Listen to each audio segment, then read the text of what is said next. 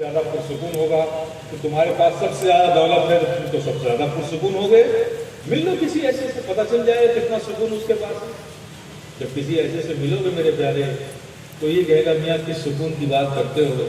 جب بالکل ground level پہ تھا, نیچے تھا, تو آرام سے دن بھر کماتا تھا, شام میں گھر جاتا تھا, چین سے روٹی کھاتا تھا, سو جاتا تھا, صبح اٹھتا تھا, پھر اس تلاش کرتا تھا, پھر کھاتا تھا, پھر سو جاتا تھا.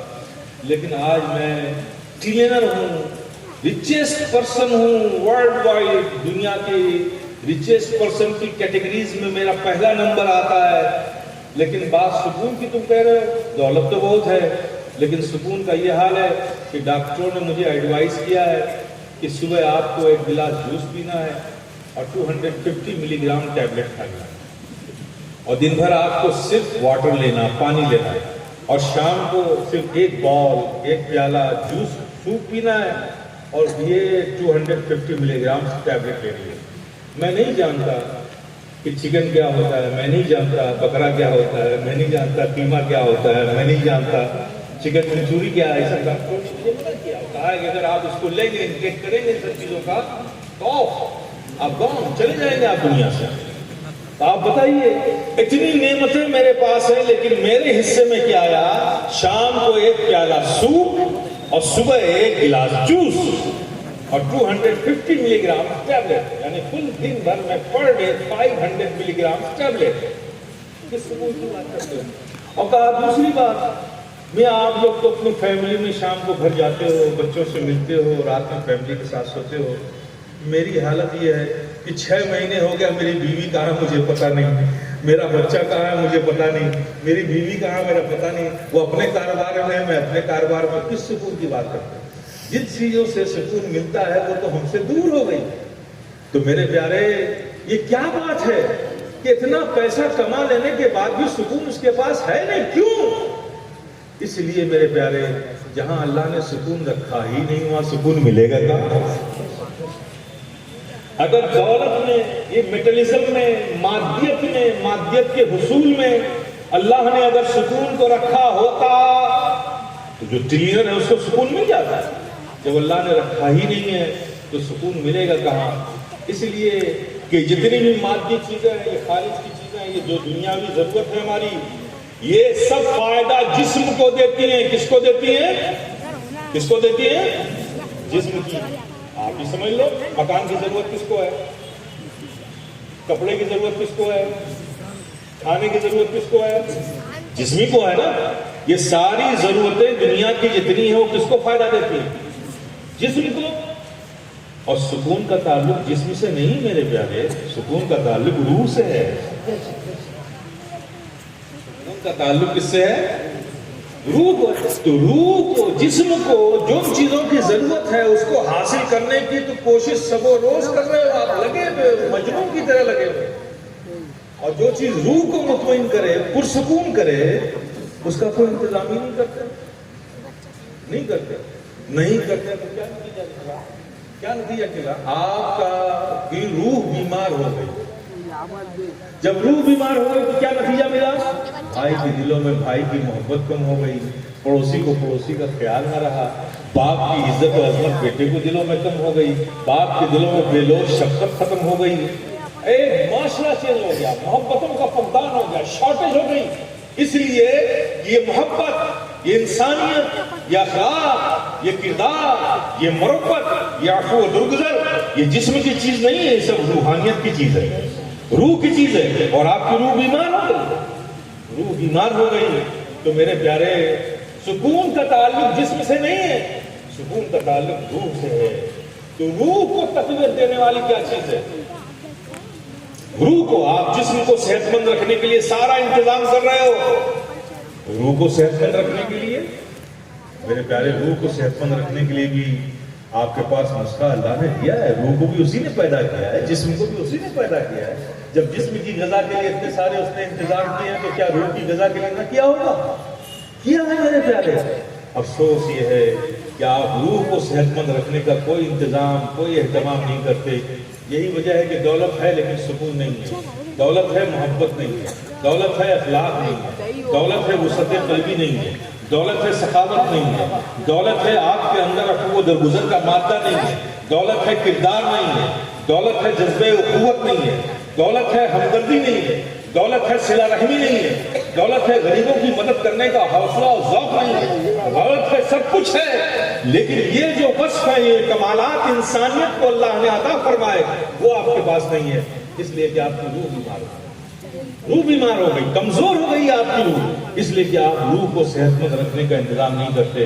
چلیے میں خانقاہی آدمیوں سے تقریر نہیں کرتا ہوں، پریکٹیکلی بتا دیتا ہوں۔ جسم کو غذا دینے کے لیے آپ سب جانتے ہیں کیا کیا چیزیں، آپ کو برگر ہے، چکن منچوری ہے، قورمہ ہے، بریانی ہے، اور کباب ہے، شامی کباب ہے، فلاں ہے، دھماکہ ہے، کیا کیا علم غلم آپ سب کھاتے ہو آج کل، خدا جانے کیا کیا کھاتے ہو، جو چاہتے ہو وہ کھا لیتے ہو، بس ٹی وی پہ ایڈ آنا چاہیے آپ اس کے پیچھے بھاگنے لگتے ہو، یہ بھی نہیں دیکھتے کہ اس کی ریسیپی کیا ہے، کیسے بنا ہے، اس میں کیا کیا چیزیں ڈالی گئی ہیں، حلال ہے کہ حرام ہے، بعض اس سے کچھ نہیں، جو آ رہا آنے دو۔ کیا صاحب چائنا کی ریسیپی ہے، ارے چائنا میں کون سا مومن بیٹھا ہوا ہے بھائی کہ حرام حلال کا خیال رکھے گا، آپ کھائے جا رہے ہیں۔ اجینو موٹو کیا ہے پتہ ہی نہیں چلا آج تک، اور آپ اس میں ڈالا جاتا ہے، جتنے بھی چائنیز فوڈ ہے اس میں اجینو موٹو ڈالتے ہیں، اجینو موٹو میں کچھ ایسے اجزاء بھی ہیں جو حرام ہیں اور بڑے شوق سے لوگ کھا رہے ہیں۔ نتیجہ کیا ہو گئی، روح گھائل ہو گئی آپ، یہ حرام چیزوں کا انٹیک لے لے کر کھا کھا کے آپ نے اپنی روح کو پسماندہ کر دیا، گھائل کر دیا، بیمار بنا دیا ہے۔ اور میرے پیارے، جب تک روح آپ کی صحت مند نہیں ہوگی، صرف ملینر بلینر بننے سے آپ کو سکون نہیں ملے گا، اس لیے کہ اللہ نے وہاں سکون رکھا ہی نہیں ہے۔ روح، سکون کا تعلق روح سے ہے، اور روح کو صحت مند بنانا ضروری ہے۔ تو میرے پیارے، اللہ نے اس کا بھی کیا خوب ہمارے لیے انتظام کیا ہے کہ اللہ نے جہاں جہاں جسم کو غذا کی ضرورت ہے، اللہ نے وہی روح کی غذا کا بھی سامان ہمارے لیے مہیا کر دیا ہے۔ فار ایگزامپل ایک ہی مثال دوں گا، طویل گفتگو ہو جائے گی۔ آپ دیکھیں، صبح اٹھتے ہو، آپ صبح اٹھتے ہو نا، تو آپ کے جسم کو کچھ کھانے پینے کی ضرورت ہوتی ہے، خدا کرے یہ بات آپ کے دماغ میں چل جائے، دماغ سے اور آپ اس پہ عمل، تو آپ کو کچھ کھانے پینے کی ضرورت ہوتی ہے نا، بسکٹ، چائے، کچھ اسنیکس، کچھ ناشتہ، اب تو اپنے حساب سے لیتے ہیں۔ کس لیے لیتے ہیں؟ تاکہ تھوڑا سے بشاشت آ جائے جسم میں، ہے نا، تھوڑا سے حرارت آ جائے، سستی دور ہو جائے، کمزوری کا تعارف آئے۔ تو صبح اٹھتے ہو، جسم کو کھانے کی ضرورت، پھر کام پہ نکل گئے، پھر دن میں تھوڑا تھکان آئی، پھر جسم کو غذا کی ضرورت، دوپہر کا کھانا کھاتے ہو، پھر شام کو آتے ہو تو کچھ چائے شاید، پھر ہوٹلوں میں بیٹھ کے پیتے ہو، پھر رات میں گھر جاتے ہو تو رات کا کھانا کھاتے ہو۔ یہی 4 ٹائمس ہے نا۔ ویسے تو آج کل ہر وقت کھاتے رہتے ہیں بکری کی طرح، وہ بات الگ ہے، لیکن 4 ٹائمس ہے۔ صبح کا ناشتہ ہے، دوپہر کا کھانا ہے، شام کی چائے ہے، رات کا کھانا، یہی تو ہے نا۔ یہ 4 ٹائم ہے جس وقت آپ کے جسم کو غذا کی ضرورت ہو۔ آپ نہیں کھاتے تو آپ کہتے ہو کہ یار دن کا کھانا نہیں کھایا، طبیعت بہت سست ہے، رات کا کھانا نہیں کھایا، بھوک بہت ہے نا، تو اس کا مطلب جسم کو ضرورت ہے، بھوک کا احساس جسم کراتا ہے، بھوک کی ضرورت ہے۔ تو یہ 4 ٹائم ہے، 4 ٹائمس ہے جسم کو غذا دینے کا۔ اب آپ آؤ، قربان جاؤ رب کی کریمی اور رحیم پر، اس نے کیا کیا نعمتیں ہمیں عطا کی۔ میرے پیارے، جہاں جسم کو غذا کی ضرورت، اللہ نے وہی روح کی غذا کا بھی انتظام کیا۔ صبح اٹھتے ہو، ناشتہ کرتے ہو، تھوڑا پہلے اٹھ جاؤ، اس وقت اٹھ جاؤ جب آسمان سے تاریکی چھٹ رہی ہو، سپیدی نمودار ہو رہی ہے، صبح صادق کا وقت آ گیا ہو، اس وقت اٹھ جاؤ اور اٹھ کر رب کی بارگاہ میں فجر کی نماز پڑھ لو تاکہ روح غذا حاصل کر لے۔ اب روح غذا حاصل کر لی، اب ناشتہ کر کے جسم کو بھی غذا دے لو۔ پھر اللہ نے تمہیں عقل دی ہے، نعمتیں بکھیر دی ہیں، جاؤ اپنی عقلوں کا استعمال کرو، اللہ کی خوب خوب نعمتوں کا فائدہ اٹھاؤ۔ اور پھر جب تمہارے جسم کو غذا کی ضرورت، دوپہر کھانے کی ضرورت پڑی، وہی روح کی غذا کا بھی انتظام، ظہر کی نماز پڑھ لو تاکہ روح بھی اپنی غذا حاصل کر لے، اور دوپہر کا کھانا کھا کے جسم کو بھی غذا دے لو۔ پھر شام کو جب تم نے کما لیا جو تمہارے نصیب میں تھا، جو رزق اللہ نے تمہیں دیا تھا، تم نے اسے حاصل کر لیا، پھر تمہارے جسم کو کچھ چائے شائے، اسنیک، بسکٹ وغیرہ کی ضرورت، تو تم جسم کو غذا دینے جا رہے ہو، چلو وہیں عصر کی نماز پڑھ لو تاکہ تمہاری روح بھی غذا حاصل کر لے۔ اب تم آ گئے گھر آ رہے ہو، رات تک کھانا کھانے جا رہے ہو، نہیں ابھی رکو، پہلے مغرب کی نماز پڑھ لو تاکہ روح غذا حاصل کر لے، پھر رات کا کھانا کھا لو تاکہ جسم کو بھی غذا مل جائے۔ اب آپ سوچو گے کہ میاں یہ 4 تو سیٹ کر دیا آپ نے، عشاء کہاں لے جائیے گا؟ ارے میرے پیارے، مجھے کہیں لے جانے کی ضرورت نہیں ہے میرے پیارے، میں کون ہوتا ہوں لے جانے والا؟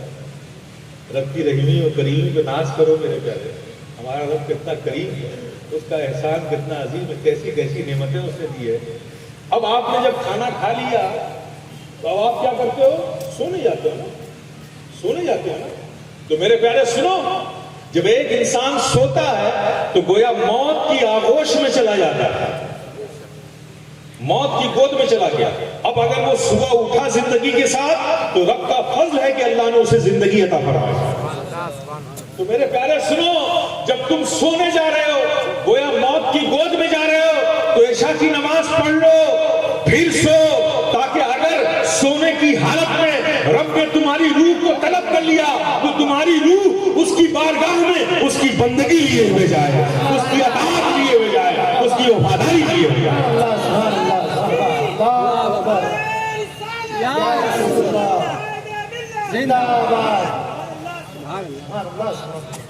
میرے پیارے، کیسی کیسی ہمارے رب، پھر بھی ہم پیدا کیے گئے اس کے لیے، اس کے نہیں ہو رہے، کیا کہنے ہوتے دیے۔ اور میرے پیارے اور بتاؤں میں آپ، اب یہ روح بیمار، روح کا علاج کیسے ہوگا؟ آپ سمجھتے ہو کہ جسم ہی بیمار ہوتا ہے؟ نہیں میرے پیارے، روح بھی بیمار ہوتا ہے۔ جسم بیمار ہوتا ہے تو ہر بیماری کے سمٹمس ہیں۔ آنکھ سے ناک سے پانی بہنے لگے تو آپ کہتے ہیں مسئلہ ہے۔ سر میں اگر آپ کو اس طرح سے ایکو ہو کر کے درد ہو رہا تو آپ کہو گے سائنس ہے، مائگرین ہے۔ آپ کے پیٹ میں اگر درد ہونے لگے تو آپ کہو گے ڈی ہائیڈریشن ہے، کانسٹیپیشن ہے، یا گیسٹرک پرابلم ہے۔ اس طرح سے ہر بیماری کے کچھ سمٹمس ہیں، سمبول ہیں، ہے نا؟ تو آپ سمجھ جاتے ہو کہ آپ کو یہ پرابلم ہے۔ دل دھڑکنے لگے تو آپ کو دل میں کچھ پرابلم ہے، آنکھوں کے سامنے دھندلا آنے لگے، بلرنگ ہونے لگے تو آپ سمجھ لو کہ آنکھ میں کوئی پرابلم آ گئی۔ تو ہر بیماری کے کچھ نہ کچھ سائنس ہیں، کچھ نہ کچھ سمٹمس ہیں، کچھ نہ کچھ سمبول ہیں۔ اسی طرح سے میرے پیارے، جب روح بیمار ہوتی نا تو اس کے بھی سمبول ہیں، اس کے بھی سمٹمس ہیں، بس آپ غور نہیں کریں۔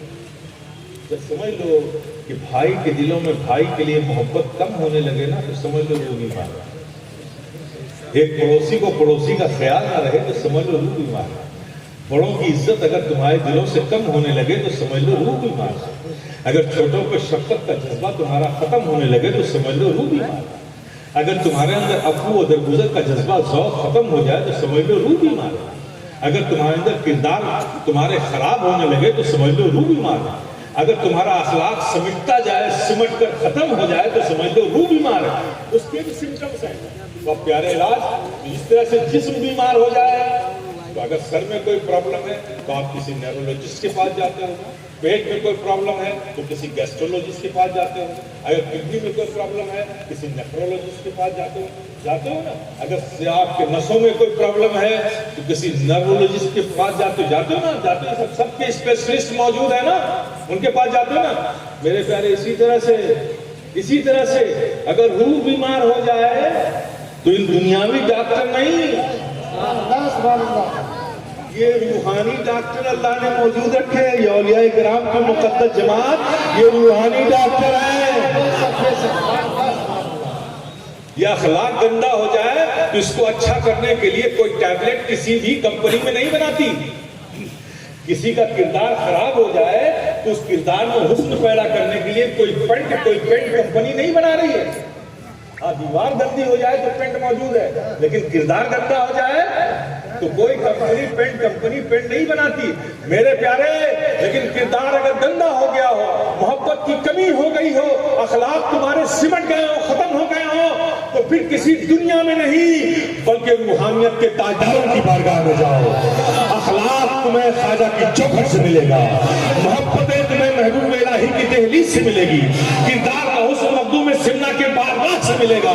یہ وہ روحانیت کے تاجدار ہیں جن کی چوکھٹوں سے محبتوں کی خیرات ملتی ہے، اخلاق کا حسن ملتی ہے، کردار کا حسن ملتا ہے، تواضع و انکساری کا جذبہ ملتا ہے، عفو و درگزر کا ذوق ملتا ہے میرے پیارے۔ یہ روحانیت کی چیز ہے، روحانیت کے تاجداروں کی بارگاہ میں سے ملتی ہے۔